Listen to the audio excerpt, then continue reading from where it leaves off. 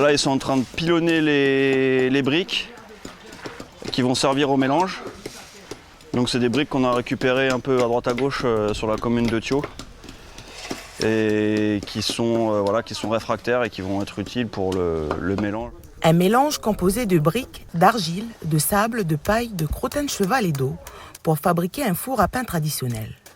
Mathieu et Vladimir sont tailleurs de pierre et forgerons. Sollicités par l'Office du tourisme de Thio, ils ont une semaine pour partager leur savoir-faire à la population. Pour un four d'1 mètre par 1 mètre, le mélange se fait avec 1/3 de chaque matériau. Cela permet une bonne répartition. Ça va dépendre des parties en fait, du four. Il y a des parties qui ont besoin d'être plus réfractaires que d'autres. Le mélange argile, brique, crottin, il va être sur la voûte. Le sol, ça va plutôt être paille, crottin, sable et argile.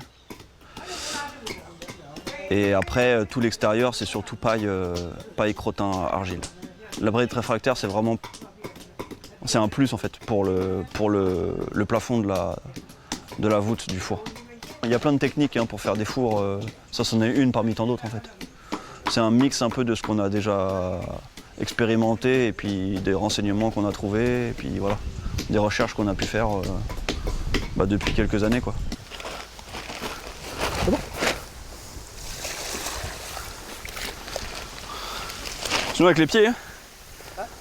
Avec les pieds ou avec la bâche. 3 couches de ce mélange sont nécessaires à la confection du four. Une poche plastique remplie de sable est utilisée pour former et isoler l'intérieur. Le four séchera naturellement grâce au vent et au soleil. Une fois sec, la poche sera retirée. Pour les participants comme Tina, cette formation est très enrichissante. C'est pour essayer de voir si je pourrais faire au moins un four à pizza et à pain à la maison.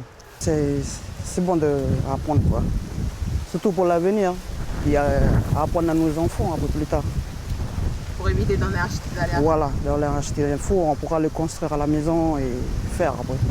Après 3 semaines de séchage, le four sera testé pour la première fois demain. L'Office du tourisme de Thio a pour projet de s'en servir lors de ses différents ateliers culinaires. Il est également transportable et sera utilisé très prochainement à la tribu de Kouaré.